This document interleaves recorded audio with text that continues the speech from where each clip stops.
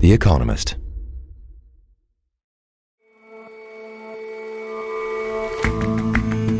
Hello and welcome to The Intelligence from The Economist. I'm your host, Jason Palmer. Every weekday, we provide a fresh perspective on the events shaping your world. The story of water on Mars is complicated.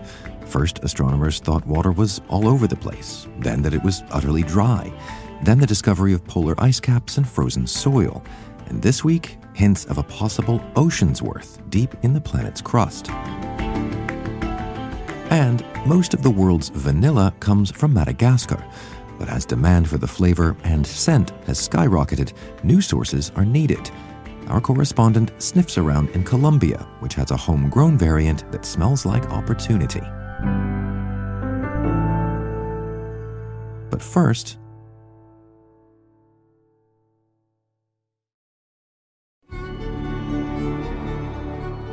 two assassinations at the end of last month put the Middle East and the wider world on tenterhooks.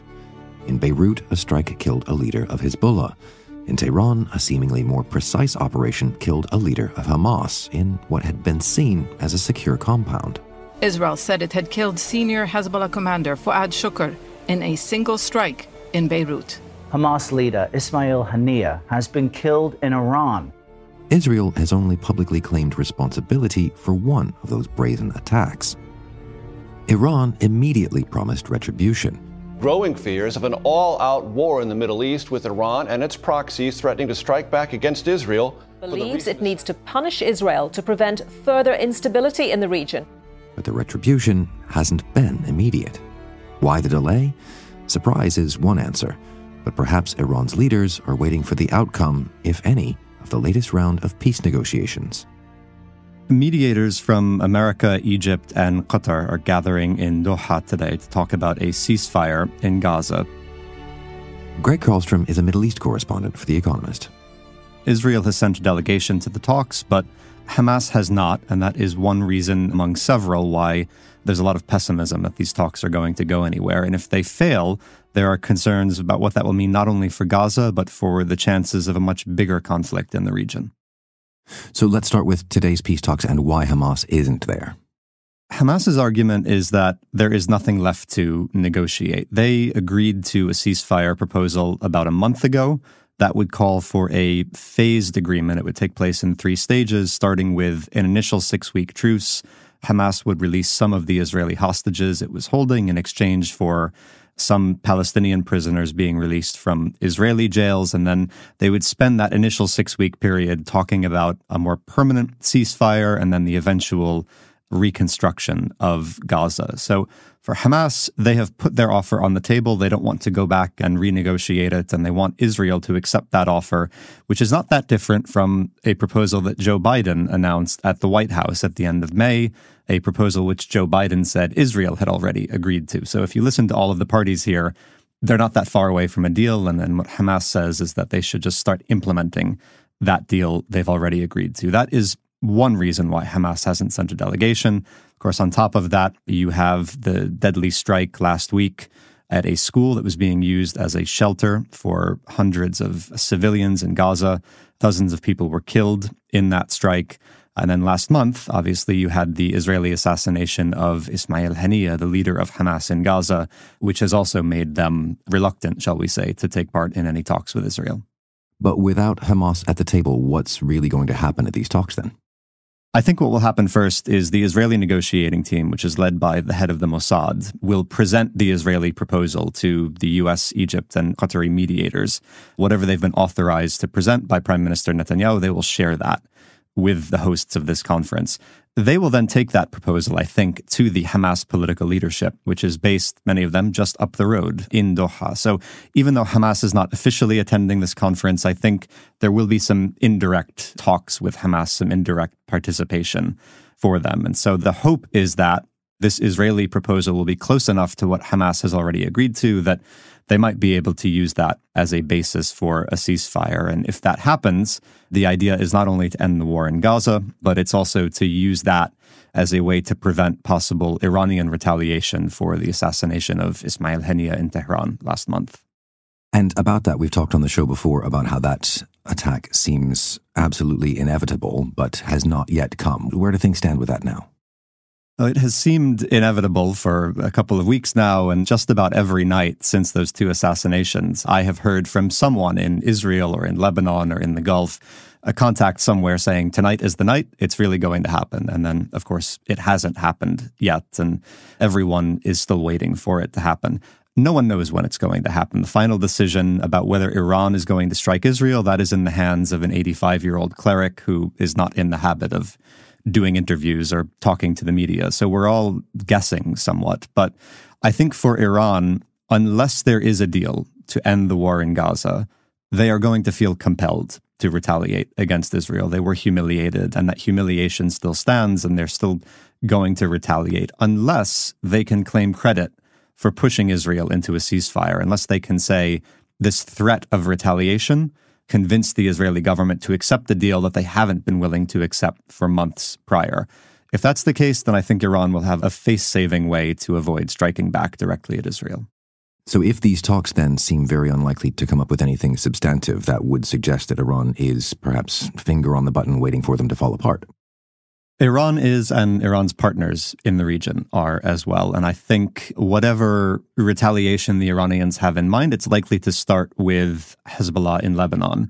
They have been, I think, more enthusiastic about striking at Israel and more determined to strike at Israel over the past couple of weeks. They feel they need to very quickly avenge the death of Fuad Shukr, their military commander who was assassinated in Beirut last month. And so I think they are likely to be the first wave of whatever retaliation comes, and they have made it quite clear that they intend to strike at military targets inside of Israel, perhaps in northern Israel, perhaps in the center closer to Tel Aviv. The question is, once they do that, whether Iran strikes directly and what Iran does in response, whether it's something bigger than the wave of missiles and drones that they fired back in April, that barrage of 300 plus missiles and drones, whether they try to do something bigger than that, or whether they try to do something a bit more unconventional. And there's been talk of perhaps, striking at Israeli embassies in foreign countries, Israeli diplomats in foreign countries, whether it's something like that instead of a conventional retaliation against Israel. But the suggestion up to this point is that whatever Iran does, it will be somewhat calibrated, right? A retribution of sorts, but not a provocation to all-out regional war. Or is that genuinely a concern? It's genuinely a concern that even if it's calibrated, mistakes happen or things end up being bigger than anticipated or more serious than anticipated. But I think the logic that has held for many, many months now, that Iran doesn't want an all-out regional war, Hezbollah doesn't want an all-out war in Lebanon, I think that logic still holds. The Iranians, I think part of the reason why they have been so slow to respond over the past couple of weeks is they recognize they're trying to walk a tightrope here. They want to do something that sends a deterrent message to Israel, that tries to deter Israel from carrying out more assassinations on Iranian soil. That means doing something bigger than what they did in April, or less symbolic than what they did in April, something that actually draws blood to try and deter Israel. But at the same time, not making that so big that it creates an all-out regional war. That is a very difficult balance to try and strike, and I think that's why the Iranians have not yet done anything. And what are the other concerns, the forces that are shaping what you think is likely to happen in the long run here? We've seen over the past couple of weeks lots of American military equipment coming to the Middle East. 2 aircraft carrier groups, a cruise missile-equipped submarine, a squadron of F-22 jets. All of that obviously meant to deter Iran and its allies from carrying out a big attack on Israel. We've also seen, along with that, a stream of American diplomats coming to the region. Amos Hochstein, who is the White House point man for Israel and Lebanon, has been to Israel and Lebanon this week. Brett McGurk, the president's top Middle East advisor, he is shuttling around the region. So there is a real diplomatic push in parallel to what's happening with the military stuff. And it's not just meant to pressure Lebanon, pressure Hezbollah, pressure Arab states. There is, I think, growing pressure on Prime Minister Netanyahu. There is a sense within the American government that if they don't get a deal done in the next few days, there is a very serious risk that this blows up into a much bigger regional war. And so they are at least talking about putting more pressure on Netanyahu than they have at any point in the past 10 months. And at the end of the day, the decision about whether or not there is a ceasefire in Gaza still rests with the Israeli prime minister. Most Israelis want a ceasefire. The Israeli army wants a ceasefire. His own defense minister wants a ceasefire. Netanyahu is the one person in a position of power who has held this up time and time again for months. And the question is now whether he's going to do that one more time or whether he can finally be pushed into making a deal that America, Israel, and much of the world wants. Greg, thanks very much for joining us. Thank you.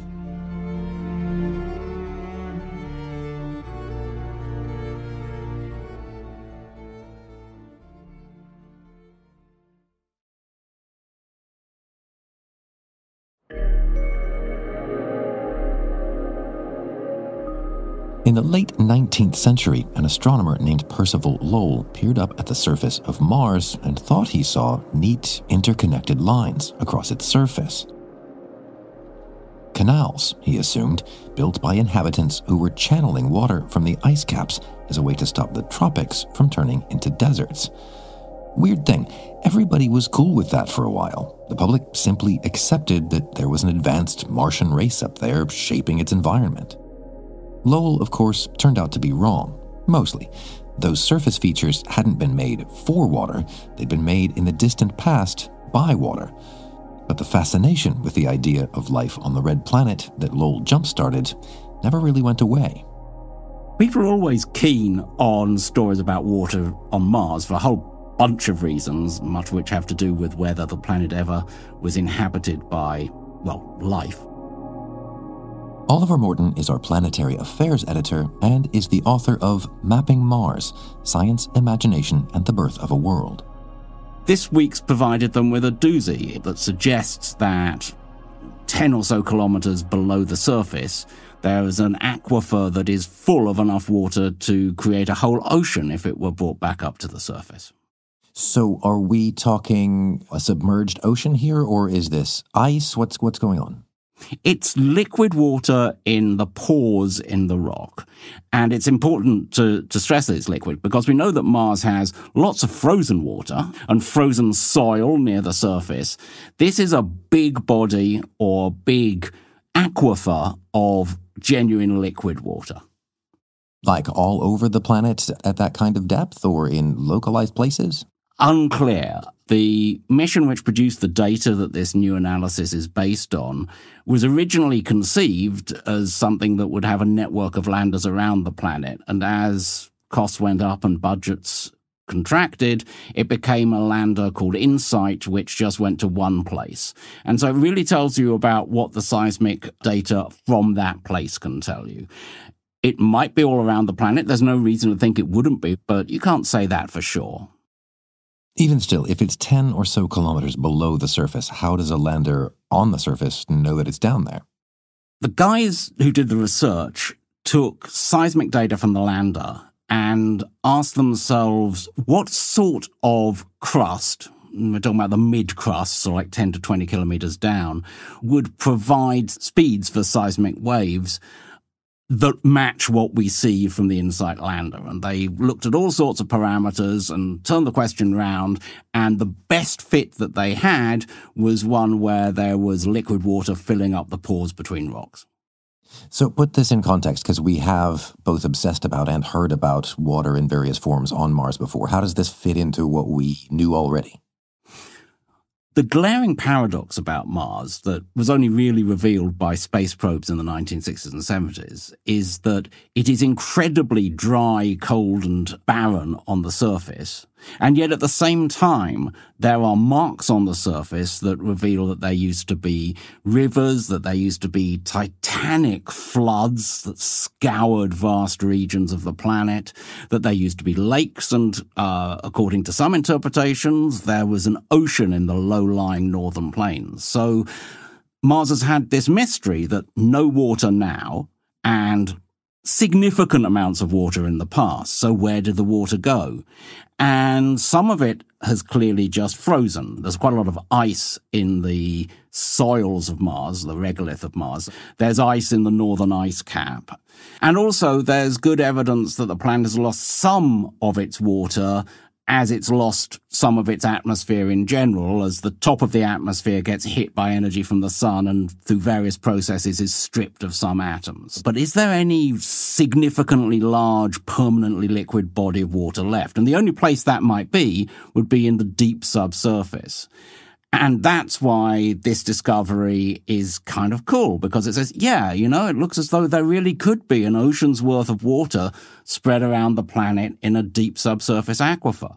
And that water could have been liquid throughout the planet's history, a diminishing body of liquid water, but still a real one.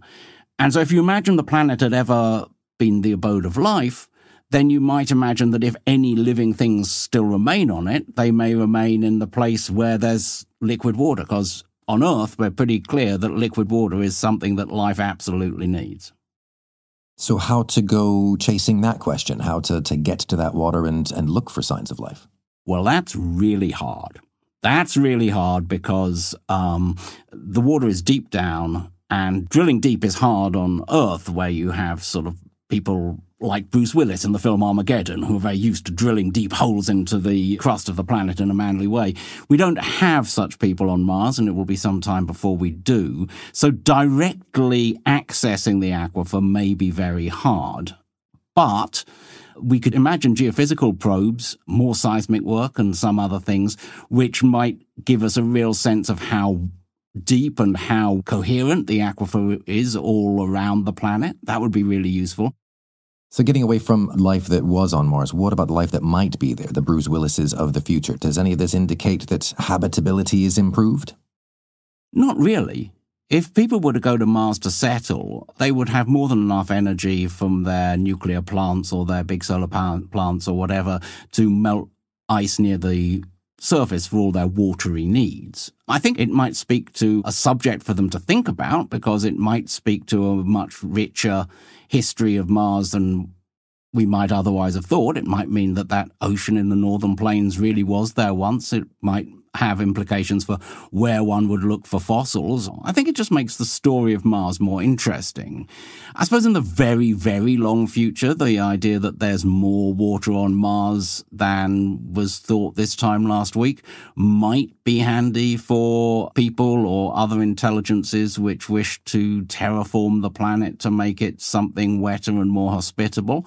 But that's a very, very long way away. I mean, water that's 6 or 10 or 20 kilometers below the surface is really inaccessible. I mean, it would be pretty inaccessible on Earth, but on another planet, it is really inaccessible. And of the things that you might want to use heavy industry on Mars to do, I'm not sure that drilling into such aquifers would be your first list. And also the other possibility is that if those aquifers do have some small cryptic remnant of the Martian biosphere in them, you'd want to be pretty careful about not polluting them as well. Thanks very much for joining us, Oliver. Hey, it's a pleasure as always, Jason.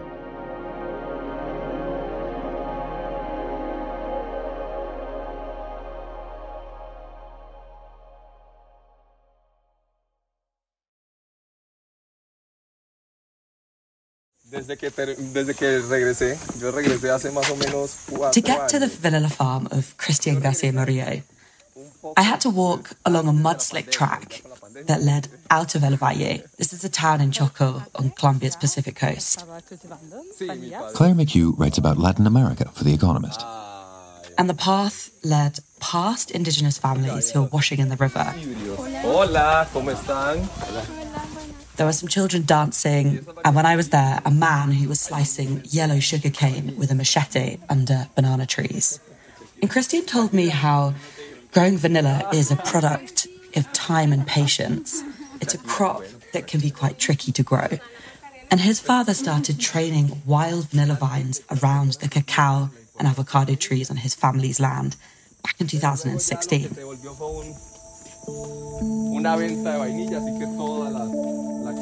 And as Christian was telling me this, we were walking along, you can barely call it a bridge. It was 2 planks of wood suspended above a rice field beneath trees that are so tall, full of howler monkeys and toucans. And he was telling me how, finally, his father's efforts are now paying off. Last year, he sold 50 kilograms of dried vanilla beans to restaurants and ice cream parlors across Colombia. And it's a sweet deal. These pods are really valuable. 1 kilogram of the cured beans fetches as much as 2.5 million pesos, which is about $600.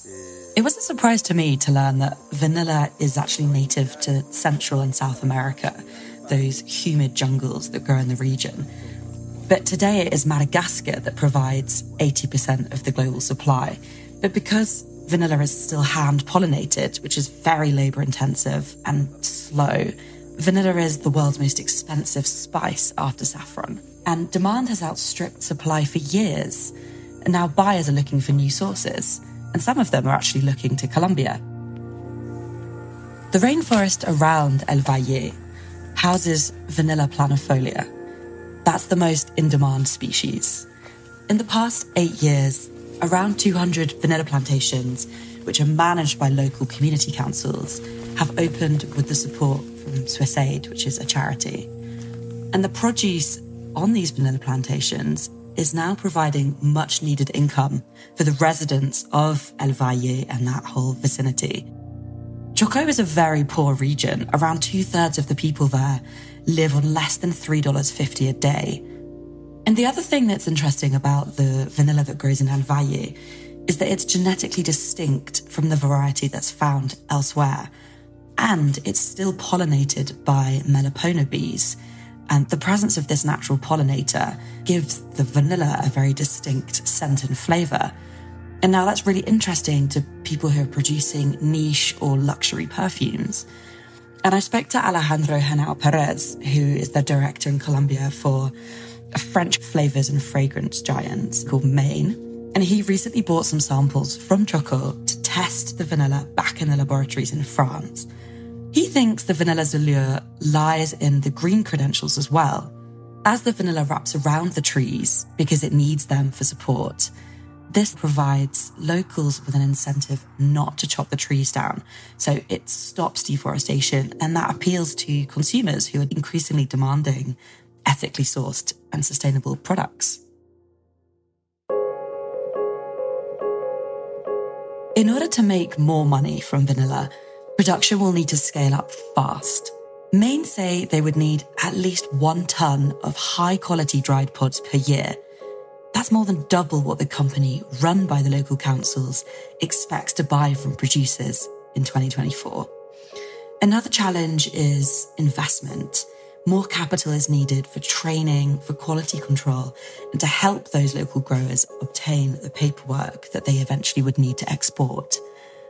And there's barely any roads in El Chocó, so getting the pods from El Valle to the world is really expensive. You have to rely on airplanes or slow cargo ships.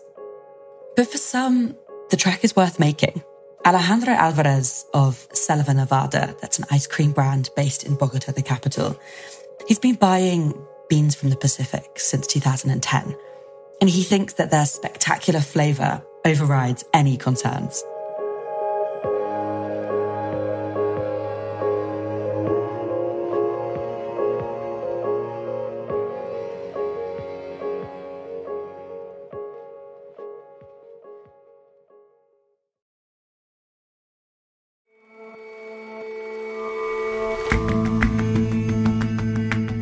That's all for this episode of The Intelligence. We'll see you back here tomorrow.